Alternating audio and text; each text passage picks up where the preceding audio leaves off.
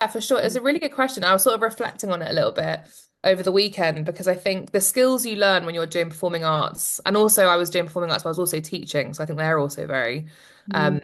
linked.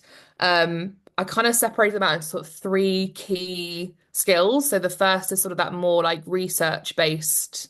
As a performer, you have to prepare a lot, you have to rehearse a lot, you can't just get up and go. Well, to some extent. You do have to have a little room for spontaneity, of course. So that amount of research has meant that I always approach anything with like, I'm going to find out exactly who I'm talking to and what their company does. And I find that research very, very interesting. And then it can help me kind of inform that call a little bit more.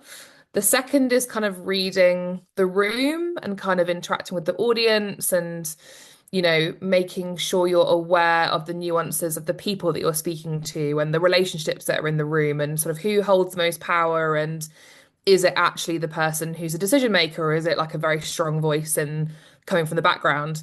So that is, I think, super, super helpful.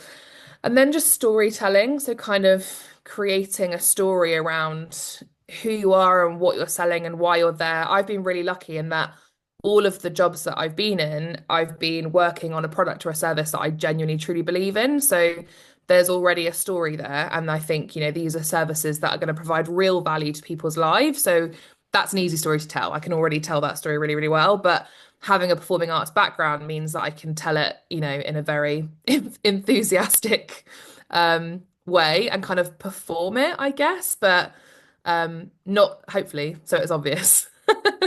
So and I think that's sort of how I ended up in the job in the first place. Like when I first moved back and was kind of looking around, and again, just like you, I hadn't really planned on a career in sales post performing arts. It was purely that I'd moved back, didn't have a job and was a bit bored, and saw that this company was looking for part-time customer support champions.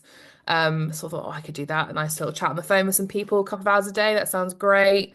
Went in and met the team, and it was them that sort of recognized that maybe this was a career I could find myself in, and they offered me a full-time sales position. So without them, I don't know if I'd be here today. But yeah, it's definitely those kind of three core performing arts skills that have kind of carried me through for sure.